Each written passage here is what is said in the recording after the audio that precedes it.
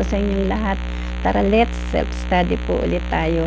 Pero bago po ako mag-umpisa, nais ko po muna magpasalamat sa ating dakilang lumikha dahil Diyos po ang nagpapagaling, kaya dapat pasalamatan po natin.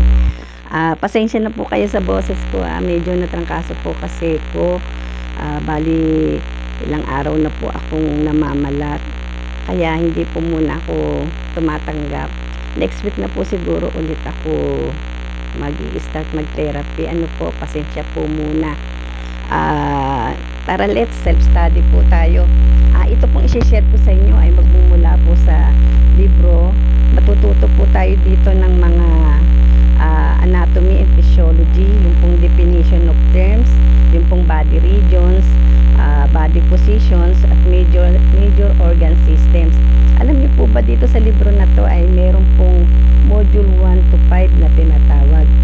Ma-share ko lang po sa inyo, no? Kasi nag-umpisa po ako sa maraming experience, tapos po inaaral ko po bilang self-study. Tapos po nag-aral po ako sa Maynila, pero alam ko pong wala po akong natutunan kasi nga po working student po ako at nagpapaaral po nung time na yon. Kaya sabayan niyo po ako at ngayon po natin unawain at intindihin kung ano po ba ang meron dun sa aking mga pinag-aralan na hindi ko po naintindihan. Kaya sana po sabay-sabay po nating matutunan kung ano man po ang meron dito sa module 1 to 5.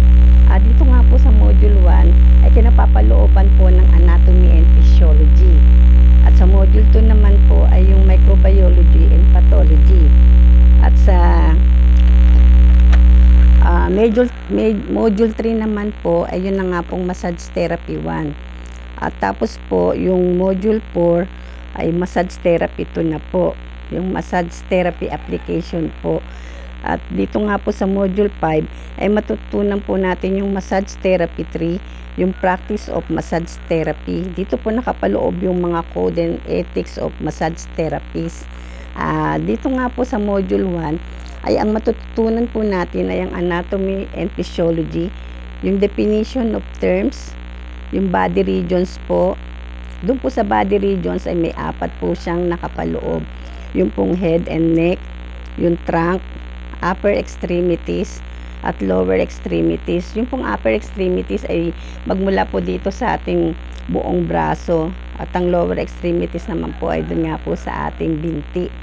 At yun naman pong ating body positions ay yun nga po, yun lang po yung natatandaan ko, yung pong supine, yung nakatihaya, yung prone, yung nakadapa, at yung pong side lying, yung pong nakatagilid. May kwento po ako sa inyo dyan tungkol po dyan sa body position.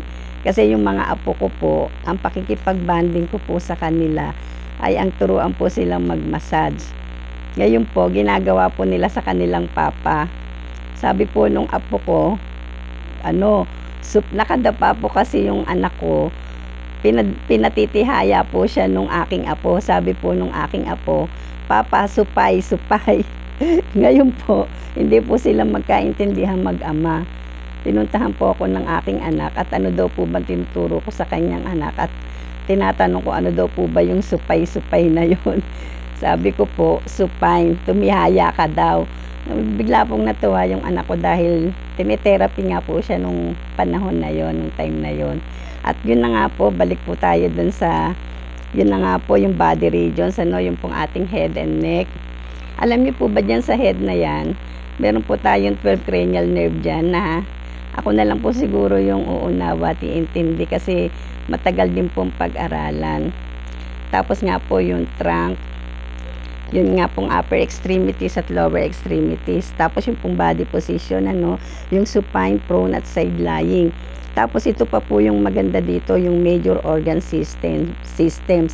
Mahalaga pong malaman po natin itong mga major organ systems. Alam niyo po bang hindi po ang lahat ay magtuturo po ng kagaya po ng ginagawa ko. Dahil ako naman po ay napakaganda po ng hangarin sa aking kapwa na ma-share ko po kung ano po ang aking naintindihan at gustong malaman po sa ating katawan. Dahil nandito na po ako sa industriya ng pagmamasahe, kaya kahit po ako nagsosolong